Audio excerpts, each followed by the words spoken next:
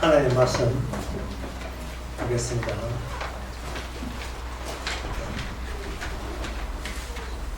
세중계 신기 설락하는 거죠. 됩니다 지금. 안 돼. 소리가.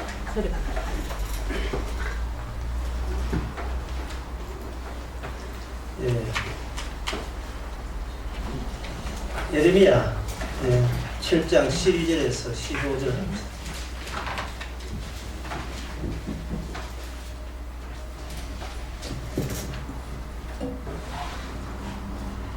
너희는 내가 처음으로 내 이름을 둔 처소 실로에 가서 내 백성 이스라엘의 악을 인하여 내가 어떻게 행한 것을 보라. 나 여호와가 말하노라. 이제 너희가 그 모든 일을 행하였으므로 내가 너희에게 말하되 새벽부터 부지런히 말하여도 듣지 아니하였고 너희를 불러도 대답지 아니하였느니라. 그러므로 내가 실로에 행한 같이 너희도 의뢰하는 바 내 이름으로 일컬음을 받는 이 집 곧 너희와 너희 열조에게 준 이곳에 행하겠고 내가 너희 모든 형제 곧 에브라임 온 자손을 쫓아냄같이 내 앞에서 너희를 쫓아내리라 하셨다 할지니라. 아멘. 하나님이 예언하신다는 것은 그냥 하나님께서 일방적으로 불도자 밀어붙이듯이 말씀들을 그냥 물에 붙이는 거예요. 이 불도자 그 아주 둥근 두꺼운 바퀴 밑에 그 밟히는 갖가지 곤충, 미생물, 나뭇가지 뭐 그런 것들이 있었을 거예요. 그러나 하나님께서 도로 공사한다고 그냥 밀어붙여버리면 그 딱딱한 바위 밑에 사적이고 개인적인 사정 같은 것은 다시 원형질로 돌아가죠. 이 원형질로 돌아간다는 것은 개체의 구분이 무의미하다. 너 있고 나 있다가 이게 아무 의미가 없어져요. 너나 나는 똑같아. 네가 같은 동질이네. 이걸로 밀어붙이는 겁니다. 하나님의 예언 앞에서. 네, 그것을 먼저 이스라엘에게 먼저 실수를 했어요. 이스라엘 사람들은 하나님께서 북쪽 이스라엘을 나라를 둘로 쪼개놓고 북쪽 이스라엘 치니까 남쪽 사람들이 뭐라고 생각했냐면 바로 너희들 참 죄 지을 때 내가 알아봤어. 네, 하나님께서 그게 당할 줄 알았어. 그거 봐. 우리는 이게 멀쩡하잖아. 우리는 멀쩡하잖아. 라고 우겼던 기간이 140년이었습니다. BC 722년에 722년에 북쪽 이스라엘 망하고 그 다음에 약 140년 후에 BC 586년에 남쪽 망합니다. 그 140 내년 150년 기간 동안 그들은 어떤 생각을 가지고 그들은 남쪽 사람들은 살아왔겠습니까? 우리는 하나님 우리를 지켜줘. 역시 북쪽 망할 때 같이 안 망하는 거 보니까 하나님 우리와 함께 있는 것 분명해. 우리는 안 망하게 돼 있어. 하나님 고맙습니다. 뭐 이래 나왔을 거예요. 그걸 아주 어려운 말로 표현하면 이렇습니다. 인간은 본인이 생각하는 곳에 본인이 있지 않는다. 본인이 생각하는 거예요. 본인이 생각함으로써 본인이 거기에 없는 거예요. 이게 어느 정도 어려운 이야기냐면 이런 예를 들면 이게 쉬운 예가 되는지 모르겠습니다만 쉽지 않을 거예요. 아무도 없는 숲속에 나뭇가지가 꺾어졌습니다. 그러면 소리가 날까요? 안 날까요? 라는 그런 질문이에요. 아무도 없는 숲속에 나뭇가지가 부러졌을 때 소리가 날까요? 안 날까요? 라는 질문하는 이 자체가 이건 말도 안 된다고 생각하실 겁니다.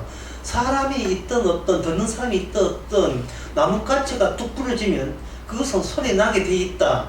이거는 일반적인 상식입니다. 그런데 소리가 날까 안 날까라는 소리라는 그 개념 자체를 처음에 누가 시작했냐 하면 인간으로부터 시작했거든요. 인간으로 시작하는 데는 반드시 인간이 거기에, 인간은 그 숲속에 인간은 없더라도 인간이 만들어낸 개념 소리라는 것, 다시 말해서 소리라는 것은 인간이 들을 때만 소리라는 개념이 완료가 됩니다. 의미가 완료가 돼요. 그런데 소리라는 개념은 인간이 만들어냈고 그 숲속에 인간이 없다면 소리 자체가 없는 것이, 이것이 합당한 논리죠. 예를 들면 이렇습니다. 북쪽 이스라엘 망할 때, 북쪽 이스라엘 사람들은 참 아팠다, 참 괴로웠다, 힘들었다. 아수르라는 군대는 인정사정 보이지 않거든요. 무자비한 군대예요. 무자비한 군대가 와서 그동안 일궈놨던 모든 농토, 옛날에는 농경시대 아니었습니까? 힘들어서 공들여서 놓은 농토를 완전히 황무지로 만들어 자기 일가 친척 가족을 해체시켜버려요. 다 잡아갑니다. 가져봤을 때 굉장히 아팠다, 우리는 너무 힘들었다, 괴로웠다, 하나님이 이렇게 벌을 때리고 심판하시는구나 라고 할 때 그 심판에 대해서 남쪽 유다 나라 사람들이 그 심판이, 하나님의 심판이 있을까요? 없을까요? 똑같은 질문이에요. 그러면 남쪽 사람들이 뭘 하냐 하면 참 많이 아팠겠다, 세상이 얼마나 괴롭겠노 해도 이거는 아픔을 당하는 당사자의 아픔과 다른 개념이에요. 지금 여유있다 이 말이거든요. 자기는 안 아프다는 뜻이에요. 그러니까 아프다는 소리를 하는 겁니다.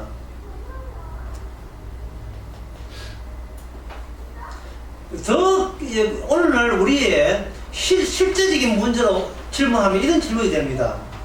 죽는 사람이 아프겠냐 안 아프겠냐, 똑같은 마찬가지예요.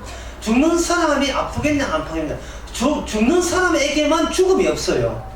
왜 그러냐 하면 죽음이라는 산 사람이 두려워서 죽음이라는 말을 했기 때문에, 지금이 나는 죽으면 안 돼, 죽으면 안 돼 라는 것은 아직도 안 죽었다는 뜻이거든요. 살아있으니까 그게 공포스러운 거예요. 그러나 죽는 순간, 죽음이라는 단어 자체가 죽는 순간 함께 날아가 버립니다. 인간이 죽음이라는 생각하는 순간 인간은 죽음이 없어요. 인간에는 그 죽음을 생각하는 인간조차 없습니다. 모든 개념은 인간이 만들어낸 말이에요. 거기에 대해서 부딪히고 단호하게 대기를 하는 게 뭐냐 하면 바로 하나님의 말씀입니다. 말씀에 대해서는 인간은 아무것도 아는 바가 없습니다. 그게 시편 19편에 나옵니다. 성경이 누가 쉽다고 이야기했어요. 시편 19편 보면 이거는 쉽다 어렵다 차원을 넘어서는 말씀이 시편 19편 1절에서 3절에 나옵니다. 하늘이 하나님의 영광을 선포하고 궁창에 그 손으로 하신 일을 나타냅니다.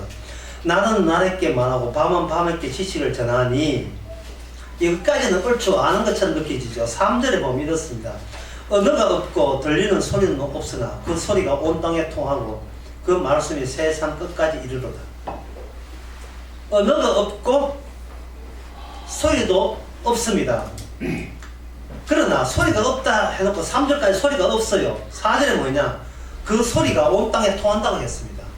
그리고 19편 1절에서 2절에 보면 나는 나에게 말하고 뭘 말해요? 소리가 없는데, 언어도 없는데 나는 나에게 뭘 말한단 말입니까? 밤은 밤에게 지식을 전하니 언어가 없는데요, 소리도 없는데 뭘 전합니까? 인간 저들끼리 소외된 거예요. 인간이 혼자 똑똑고 띡띡 꼬부기다가 소외된 겁니다. 지금 생궁지에 소리 없다면서요? 되죠? 그러니까 또 소리가 나오지. 인간의 소리는 인간의 일방적 주장입니다. 인간의 생각은 일방적 주장입니다. 인간은 본인이 살아있다고 그걸 전제로 해서 말하고, 그리고 생각하고, 그리고 하나님의 말씀을 해석합니다. 인간의 성경 해석은 인간의 자기 욕망입니다. 망해야 될 욕망이에요. 살려야 될 욕망 아닙니다. 인간은 자신의 죽음의 뒤편을 몰라. 아무리 죽음을 상상하고 아무리 지옥을 상상해도 아직까지 지가 숨쉬고 살아있어, 내가 살아있다를 그걸 시발적으로 해서 꾸며낸 가상적인 거예요. 거짓말입니다.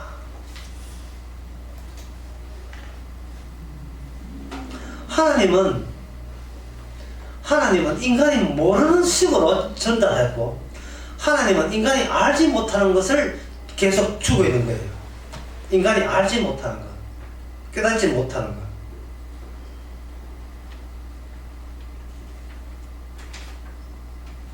그걸 이제 신약에 여러분 알기 쉬운 대로 내가 예를 들면 이렇습니다. 네가 개맛을 알아. 신구라는 사람이 선생할 때 네가 개맛을 알아. 그걸 신약 성경에다가 적용시하면 이렇습니다. 너가 내 마지막 의가 날아간 맛을 알아. 이게 신약 성경의 성도만이 외칠 수 있습니다. 내가 마지막 지고 있는 나 그래도 이런 착한 구석은 있잖아. 그 착한 구석, 나 그래도 양심이라는 게 있잖아. 그래도 아주 악해도 아무리 악해도 전혀 악하진 않잖아 라고 버텨던 그 마지막 의의 쪼가리, 그거 날아간 맛을, 개맛을 아십니까?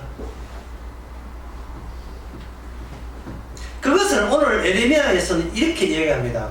실로에 가서 내 백성 이스라엘 악을 인하여 내가 행한 것을 보라. 너가 실로에서 너희를 쫓아낸, 실로가 에브라임 지역이거든요. 여기 15절에 나오듯이 에브라임 자손을 지어냈어요. 북쪽 이스라엘이 에브라임 실로 북쪽 이스라엘 속합니다. 남쪽 아닙니다. 북쪽입니다. 북쪽은 BC 722년에 그 아수라는 무진막지한 그들을 와서 전부 다 몰아내는, 다 점령하고 황무하게 만드는데 그 중에 뭐가 포함되어 있냐면 실로라는 것이 포함이 되어 있었어요. 북쪽 이스라엘이 이러면 이제 이야기 복잡하지만 여러분 감당해야 될 수 있어야 돼요. 하나님께서 12지파를 만들 때 12지파가 하나님의 그전에 하나님께 하나님의 뜻을 제대로 잘 표현했는가 덜 표현했냐에 따라서 영토 넓이, 인구 숫자 넓이로 그것을 할당시켰어요. 그래서 요셉에 의해서 유다의 12지파가 다 살았거든요. 요셉이 후문청이 됨으로써. 따라서 요셉 지파의 지분이 많아요. 그걸 이제 부각하는 거예요. 하나님께서 요셉 지파가 이러한 큰 희생적인 일을 했다. 5절에 말씀드렸처럼 요셉의 홀로 고생할 때, 말씀이 응할 때가 요셉은 희생이 되었고, 너희들은 그 희생, 누구 하나의 희생 때문에 너희들은 언약의 복을 받는다. 언약의 복은 반드시 희생에서 토해내진, 희생에 대해야, 그래서 복이 토해지고, 그 토해진 그것을 다른 사람이 그 효과로 받는 식으로 복을 받는 나라가 돼요. 이거는 뭐 여러분 십자가 보면 알 수 있죠.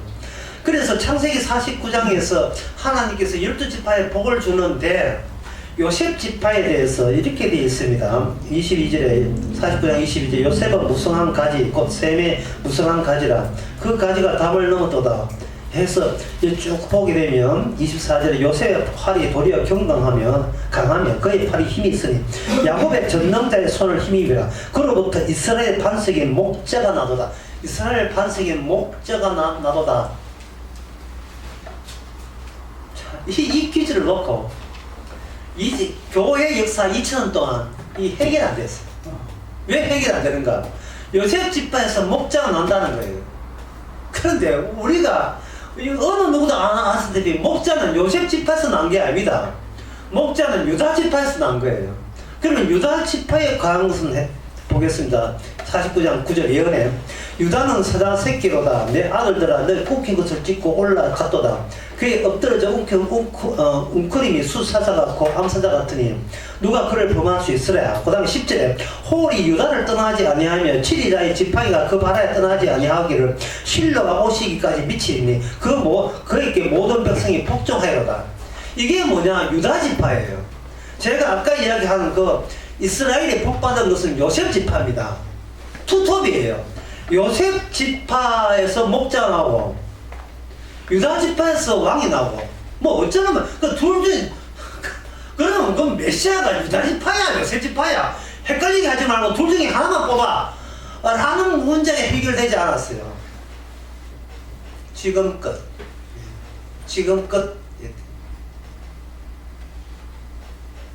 오늘 풉시다. 네. 오늘 또 엄청 나오겠다. 한번 풀어봅시다. 네. 순서가 요셉 지파부터 먼저 와요. 목자가 와요.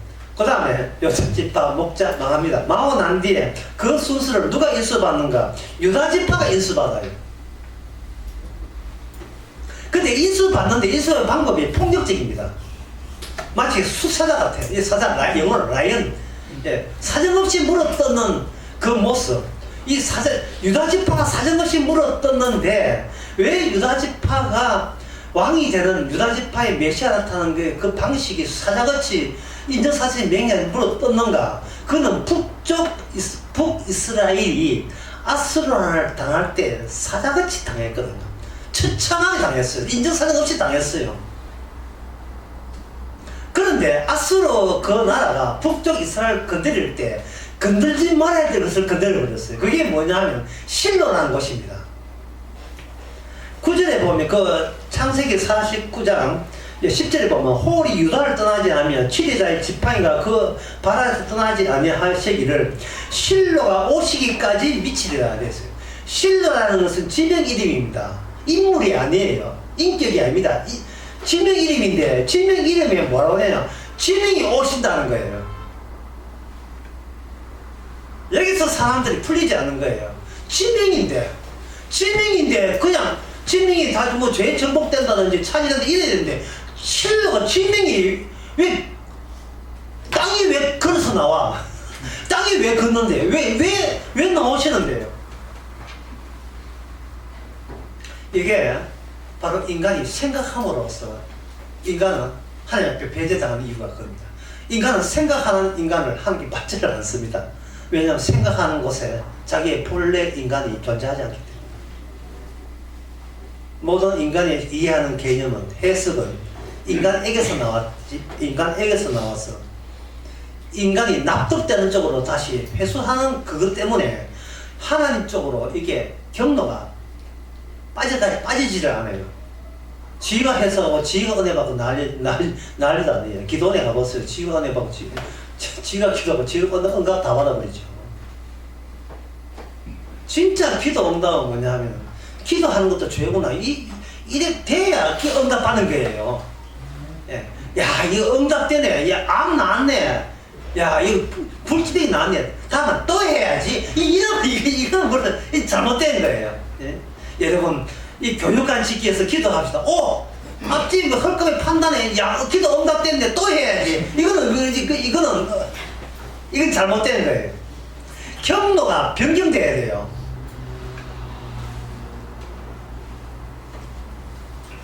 실로라는 곳은 이스라엘이 요셉의 지파에 요셉의 혜택을 입어서 처음으로 구성할 때 요셉의 희생 덕분에 최초로 구성된 이스라엘이 통일된 이스라엘이 언약궤가 머물렀던 장소가 실로입니다. 그 예는 여러 가지가 있는데 유명한 것이 사무엘상에 어린 사무엘이 실로에서 봉사했다는 거. 1장 3절에 보면 1장 3절에 이렇게 되어 있거든요.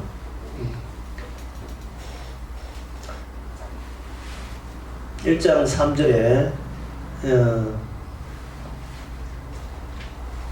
1장 2절에 3절을 보면 그에게서 두 아내가 있으니 하나는 이름은 한나요 이름은 브린나라. 브린나는 자식이 있고 한나는 무자하더라. 이 사람이 매년에 자기 성읍에 나와서 실로에 올라가서 만군의 여호와께 경배하며 제사드릴 때 이스라엘 사람들이 사사기도 그렇고요. 이스라엘 사람들이 사무엘상도 그렇고 전쟁할 때 언약궤를 어디다가 두냐 하면 실로에 여호수아도 마찬가지예요. 여호수아 그 전쟁할 때 보면 본부가 있는데 그 본부가 실로라는 본부입니다. 그 신랑 본부에 언약궤가 있었어요. 근데 언약의 특징이, 언약계는 그는 나무 상자예요. 나무 상자인데 마치 어떤 인격이 그 위에, 마치가 아니라 실제로도 어떤 인격자가 나무 상자 위에 걸터 앉아가지고 모든 정복 전쟁에 총 살아가는 대로 진두지휘하는 것, 하는 그걸 이스라엘 사람들은 느꼈던 거예요. 심지어 이스라엘만 군리는 아니고 하늘에 있는, 하늘의 날과 달과 그리고 하늘에 있는 별, 해까지 어떤 이 지상의 구심점을 갖는 겁니다. 중심점을 갖는 거예요. 이게 무슨 이야기예요? 사람들만 사는 공간에 어떤 다른 사람에 속하지 않은 다른 인격체가 그 중심을 차지하고 있다는 거. 그리고 그 차지하고 있다는 그 정상, 징후, 그런 징조가 이스라엘이라는 눈에 보이는 집단을 통해서 드러나고 있다는 사실이에요.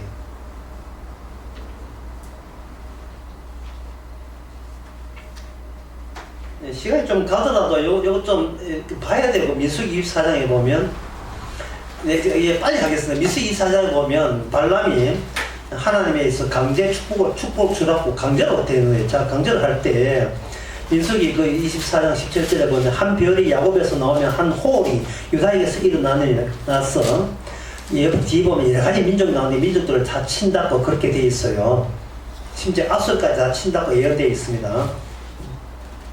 다른 민족은 또 아수르가 치고, 하여튼 이 민족 예언에 대해서 이스라엘 중심으로 어떤 한 호울이 왕이 등장하고, 그 왕에 의해서 이스라엘뿐만 아니고 그 주변에 있는 모든 민족의 운명과 미래까지 이스라엘 왕이 다 통제하고 있다는 그런 예언을 민수기에서 하고 있습니다. 자, 우리의 일이 되면 우리의 궁극점은 뭐냐? 그분이 누구냐? 그분이 누구냐? 그분이 누구냐 하는 것은 여기 유다 지파에서 창세기 49장 10절에서 그 홀하는 왕만 지을 수 있어요. 왕이 지는 지팡입니다. 홀이 유다를 떠나지 않고 그게 유다에서 왕이 함께 있고 그 치리자의 지팡이가 그 바다에 떠나지 않기를 실로 오시기까지, 그 실로 오시기까지 하니까 실로가 계신 어떤 분, 언약궤와 함께 있던 그분이 왕이 되셔서 유다 지파에서 나타난다. 이렇게 여러분들이 일단 이해합시다. 일단 이해하는데 그 이해로서 이게 족할 수가 없어요. 왜냐하면 그러면 요셉 지파의 목자가 난다는 이야기를 왜 굳이 해야 되냐 말이죠. 처음부터 유다 지파에서 왕이 나타난다 하면 되는데 왜 요셉 지파의 목자가 나타나는가? 이 왕이요. 그리고 실로라는 것은 에브라임 지파예요. 그러니까 요셉 지파의 땅이지 유다 지파의 땅이 아닙니다. 근데 유다 지파 축복할 때 에브라임, 요셉 지파 실로 지명이 왜 등장하느냐 하는 거예요. 참 어지간히 또 터진다. 뜸 들이지 말고 바로 직격사로 가겠습니다. 마태복음 3장 2절로. 마태복음 3장 2절. 그때 세례요한이 이르러 유다 광야에 전파에 가로되 회개하라 천국이 가까웠느니라. 이 대목, 어지간한 사람 다 아는 이 대목에서 여러분들이 이런 궁금증이 없던가요? 하늘나라 심판의 순간입니다. 심판의 순간에 왔을 때 그냥 심판하면 되는데 왜 심판하라, 회개하라, 천국이 가까이 오면 되는데 왜 천국이 가까이 왔다고 왜 굳이 선포하느냐 이 말입니다. 그냥 덮치면 되잖아요. 음주운전 차량처럼, 급발진한 차량처럼. 나 음주운전인데 비켜라 필요 없잖아요. 그냥 덮치잖아요. 하나님께서 그냥 불도저 하듯이 그냥 덮친다면서요. 그냥 덮치면 되는데 왜 회개하라 천국이 가깝냐 이 말을 왜 하느냐. 그것은 인간 중에서 알아들을 인간이 아무도, 심판을 피할 인간이 아무도 없기 때문에 그래요. 하나님은 인간을 상대로 하는 것이 아니고 공간을 상대합니다. 공간을. 친숙한 공간에서 이면의 공간이 등장하는 방법을 사용해요. 공간과 공간을 사용하시는 이유는 이 땅의 공간에서는 구원될 자 아무도 없습니다. 새롭게 오시는 분은 인간이 몽땅 망해버린 공간의 이름으로 오셔야 돼요. 그분이 바로 실로입니다. 실로는 하나님이 언약궤에 계시다가 이스라엘 백성들이 바알을 섬겼기 때문에 우상을 섬겨서 하나님께서 아수라는 군대를 보내서 싹쓸이 멸망시킨 저주의 흔적을 가진 공간, 그 공간 요셉 지파의 땅에 하나님의 은혜가 있었던 그 사실이 인간의 범죄로 인하여 하나님마저 같이 박살나버린 그 지역 이름이 실로예요. 처음 이스라엘이 중심체가 있던 곳이 실로였습니다. 공간 자체가 박살났다는 말은 그 중에 의인은 단 한 명도 없다는 이야기입니다. 마치 소돔과 고모라에 심판 내리듯이. 아브라함이 자기 조카 한번 살려보겠다고 카운터 다운터 갔잖아요. 50, 45, 40, 30, 20, 10. 그 다음에 기도 더는 마지막 기도 했으니까 10명, 그 다음에 한 명으로 줄이지를 못했어요. 알았어요. 아무도 없다는 거. 그리고 심판은 필연적이라는 거. 아무도 심판에서 면제될 수 없다는 사실. 그런데 그 사실을 아브라함이 생각했기에 바로 아브라함 조카는 아브라함을 생각해서 건진받은 거예요. 어떤 건진받는가? 아무도 이 땅에서 구원받을 사람 없다는 것을 증거하기 위해서 롯이 구원받은 거예요. 실로가 온다는 것은 북쪽 이스라엘 망하는 것이 어디로 쳐들어가냐? 북쪽이 실로가 망했던 그 망함의 절차가, 그 다음 절차는 누구냐? 유다의 지역으로 실로가 오시는 거예요. 실로가 왔다 하면 첫째는 북쪽 이스라엘 망했죠. 그 다음 차례는 누구 차례냐? 유다 나라가 망할 때, 아주 사자가 와서 찢기듯이 망해버릴 때, 망하는 그 현장이 바로 왕이 실로가 등장하는, 진짜백이 유다 이스라엘의 구원자가 등장하는 방식입니다.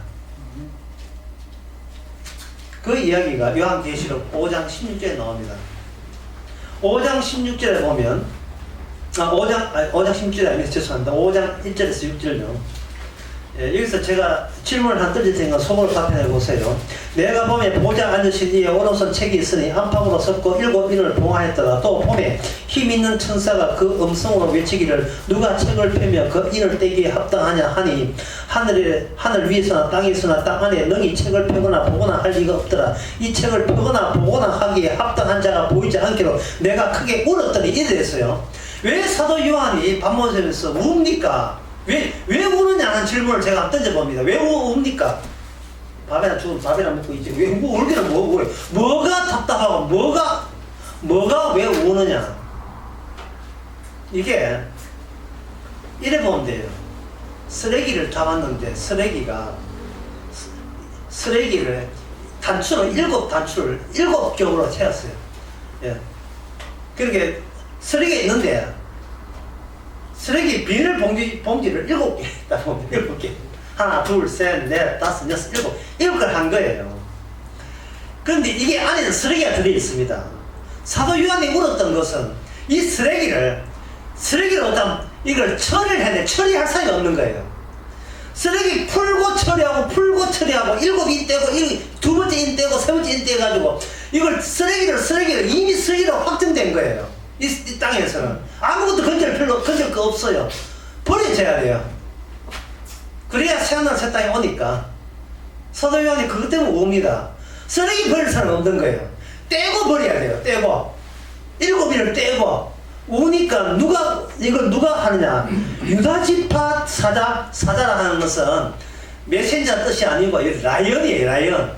예, 무조건 인정서 그냥 달려들어서 돌격해서 찢어버리는 사자. 그 다윗 사자. 그러니까 이건 요한 창세기 49장에 나오는 8절 9절의 그 예언대로예요. 사자가 와서 이 책과 7인을 떼시리니. 그러니까 하나님의 계셨던 그 실로 같은 그런 이 세상. 그런데 그것이 북쪽 이스라엘이 우상을 섬김으로써 사정없이 찢겼던 것처럼 이 세상에는 모든 인간들은 예수 그리스도에서 심판받아 마땅하다라는 것을 일곱 요한계시록에서는 그것을 보여주고 있는 거예요. 일곱 단추를 떼는 거예요. 틱틱틱 떼는 거예요. 일곱 일을 떼는 거예요. 뗄 때마다 세상은 한 구멍 없이 심판받아서 날아가는 거예요. 그 심판의 종류에 대해서는 그 요한계시록 그 6장에 보면 보통 4개를 할 수 있어요. 하나는 전염병, 하나는 기근, 하나는 전쟁이라는 서로 망하는 것, 네 번째는 죽음. 이것에 대해서 내일 말에 말이 나타나가지고 천사죠. 나타나가지고 사각형, 동서남북 전체 다 이 세상 한 곳은 빠짐없이 전부 다 옛날에 실로가 황폐해진 것처럼 다 멸망하고 맙니다. 예레미야 끝으로 예레미야 26장 9절 너무 설교에 너무 오래 가가지고 제가 성급해지네요. 26장 9절 어찌하여 너가 여호와 이름을 의탁하고 예언하여 이르기를 이 집이 실로같이 되겠고 이 성이 황무하여 거민이 없으리라 하느뇨. 모든 백성 여호와 집에서 예레미야를 모이더면 이 실로의 특징은 뭐냐면 전에 참 하나님의 교회가 있어서 우리는 큰 영토를 가졌다 라고 추억에 잠길 만하지만 지금은 뭐 같다 실로가 아수르 나라에 의해서 완전히 황폐해가지고 그 격차가 너무 심하게 아픔으로 다가오는 거예요. 너무 좋았는데 너무 망했다. 그게 그 실로를 실로답게 그 개념답게 황폐하게 해주실 분이 실로에서 오시는 겁니다. 심판하러 오시는 겁니다. 기존의 모든 공간을 다 심판하시고 이제는 왕이 만든 새로운 공간 실로를 대신해서 영원히 하나님이 왕으로 계시는 예수님이 왕으로 계시는 그 나라 천국을 하나님께서 주겠다는 예언. 이것이 바로 오늘 예레미야에 나온 그 말씀의 예언입니다. 예레미야 오늘 본문 다시 한번 보고 마치겠습니다. 7장 12절 내가 너희 처음으로 내 이름을 둔 칠로 가서 내 백성 이스라엘 악을 행하여 내가 어떻게 행한 것을 보라. 어떻게 행하겠어요? 그냥 심판해버리죠. 그러니까 심판하는 이 세상에 대해서 우리가 여기서 밀어두지 마시고요. 여기서 하나의 부르도자 하면 니나가 똑같아요. 새로운 공간을 생각하시기 바랍니다. 내 안에 예수 담을 하지 말고 예수라는 새로운 공간. 주 안에서 주 안이 새하늘과 새 땅에 있는 주 안이 우리의 새로운 공간으로 여러분 이사 가시기 바랍니다. 기도하겠습니다. 하나님 아버지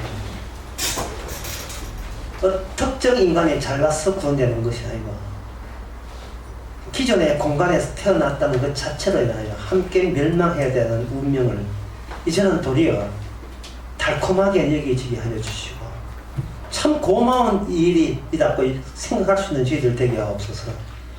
그래서 주 안에서 멸망하는 이 세상을 관찰하고 바라볼 수 있는 새로운 안목을 허락해 주옵소서. 예수님의 이름으로 기도합니다. 찬송가 460장.